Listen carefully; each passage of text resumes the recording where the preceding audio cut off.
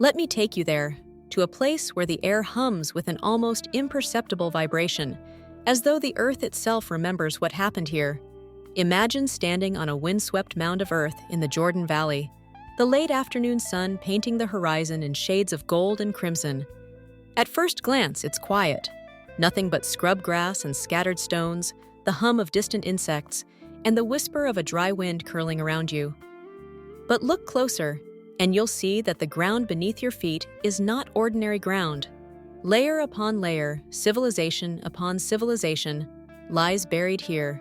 You are standing on es-Sultan, the remains of Jericho, one of the oldest continuously inhabited cities in the world.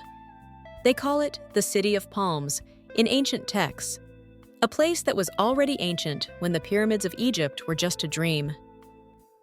Archaeologists say people lived here as far back as 10,000 years ago, long before writing, long before empires. And yet, its name still echoes down the centuries: Jericho, the city of the walls.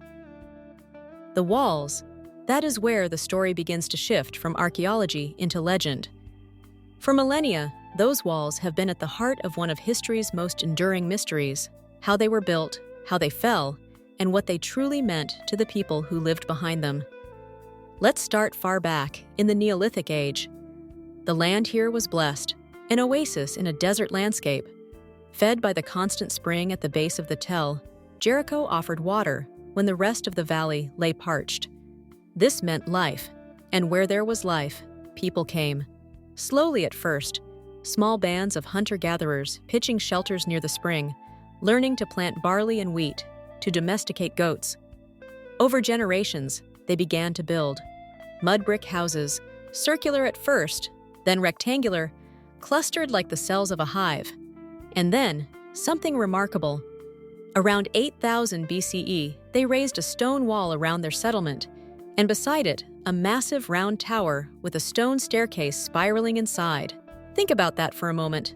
This was thousands of years before metal tools, before organized armies. And yet, here were people hauling stones, shaping them, stacking them into something monumental. Why? Theories abound: protection from floodwaters, a defense against rival clans, or perhaps something more symbolic, a monument to unity and permanence in a fragile world. Whatever its purpose, the Wall of Jericho stands in the record as the world's first known city wall, a human declaration that here, behind these stones, we make our stand. As centuries rolled on, Jericho rose and fell in cycles, rebuilt again and again atop the ruins of the old. The tell grew higher, each layer a chapter in its long story. By the Bronze Age, it was a fortified city of the Levant, a gateway between trade routes. And then, around the 13th century BCE, it entered the realm of legend.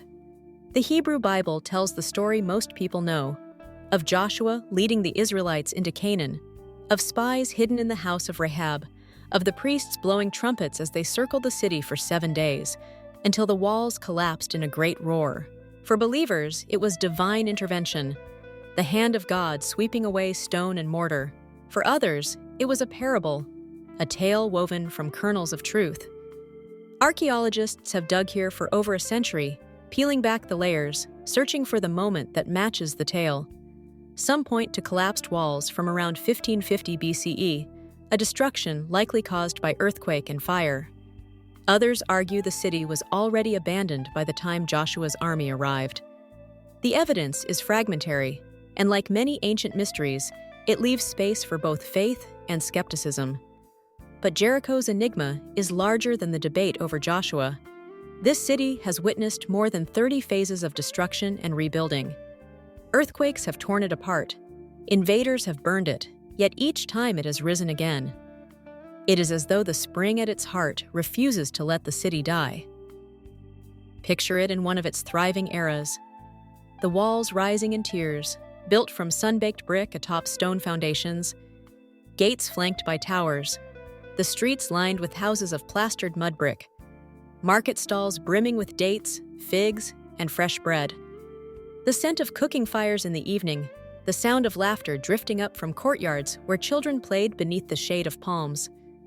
And beyond the gates, the vastness of the Jordan Valley stretching toward the haze of distant hills.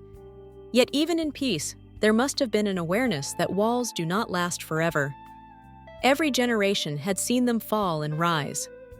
Every ruler must have walked those ramparts knowing that one day, the wind would whistle through them again, as it does now, carrying only dust. That's the strange duality of Jericho, permanence and impermanence bound together. The spring flows without end, drawing life to this place, but the walls, the houses, the markets are always temporary. It's a lesson carved into the bones of the tell itself. And still, the mysteries remain. What truly drove the people of Neolithic Jericho to build that first wall? Was it fear, pride, or perhaps a ritual act meant to bind the community together? Why did the Bronze Age city collapse when it did? Was it conquest, an earthquake timed to legend, or a slow unraveling from within? Modern excavations continue to find pieces of the puzzle, fragments of pottery, tools of flint and bronze, seeds preserved in the dry soil, skeletons buried beneath house floors. Each shard whispers a little more of the story, but never the whole of it. Perhaps that is why Jericho captures the imagination, because it will never give up all its secrets. Even now, as you stand on the tell, you can feel the layering of time. Beneath your feet are staircases once worn smooth by the feet of people long forgotten, walls that once cast shadows over market squares, and foundations where families built their dreams again and again. The wind here smells faintly of dust and date palms, a scent that could belong to any century. The spring still bubbles at the base, its water as clear as it must have been 10,000 years ago. And when the sun dips low, the stones take on a warm glow, as though remembering the fires that once lit the city's nights. In that moment, you can almost hear it. The murmur of traders haggling over copper ingots, the ring of a mason's hammer, the distant chant of priests, and the rustle of palm leaves in the breeze. Life, layered over life, in a place that has never truly been abandoned.